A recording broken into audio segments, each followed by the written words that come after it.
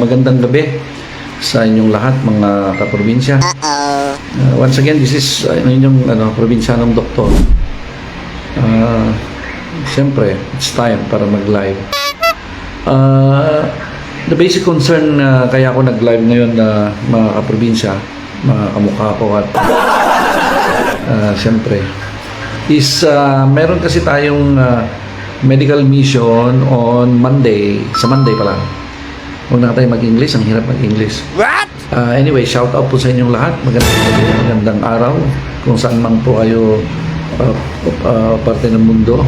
Wow. Shout out sa lahat ng ating mga followers, of course. And ating mga subscribers sa ating YouTube. Magandang araw po. Now, good evening sa Pilipinas, sa Asia, probably, yes.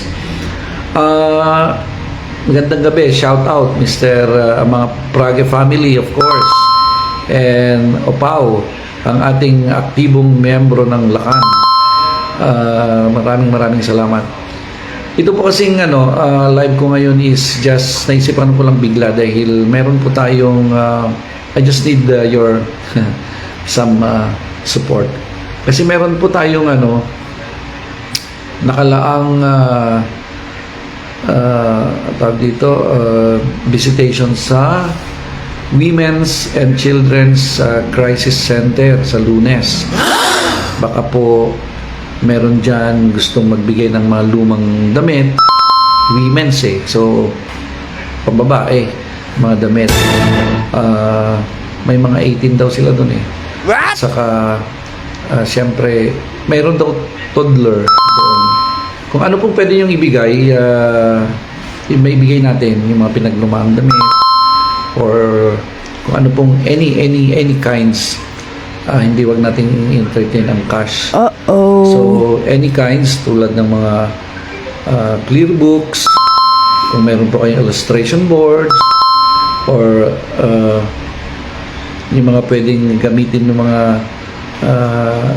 doon, yung mga nandun sa loob tulad ng mga kartulina, mga extra materials for something na pwede nilang gamitin or parang siyempre pag nasa loob sila parang sort of na rin sila doon, team building nila or whatever, so they need some materials kasi photo papers, whiteboard, markers and everything, or coupon pad siguro, ball pen, ganun.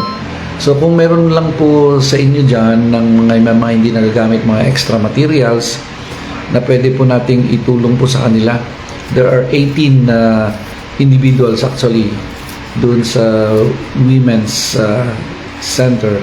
At saka meron daw some toddlers kasi baka meron kayong mga dyan, mga pre-love toys according sa ating President. Ito po kasi is in collaboration po with Santa Rosa Medical Society. Itong group natin by Monday. Ngayon kung kung meron po kayong available diyan, pwede niyo naman pong ipaki-deliver dito na lang siguro dito na sa clinic. Alam niyo naman po dito sa may Malusak po Garden Villas. Or kung sino pong mga member ng Santa Rosa Medical Society na kilala nyo, pwede nyo i-turn over. Yan, yung mga kilalang mga doctors dito sa Santa Rosa Medical Society. Pwede nyo pong i-turn over yung mga bagay na pwede nyo i-support natin. Of course, we will be bringing some foods. Also, care of na po ito ng Santa Rosa Medical Society. And other things pa, siyempre, ito naman po yung voluntary. Na isipan ko lang na i-mention din po sa inyo. Anyway, it's Christmas. Kahit naman hindi Christmas Well, anyway, shout out po sa ating mga viewers, Ma'am Rhea Medina, at saka yung ating magandang gabi din na Mr. J.M. Talape, the second. At saka sa lahat po dyan ng may mga nag-review din kasi pag ako'y nagla-live, nahiya daw. Yung mga ibang mahihain dyan, it's okay.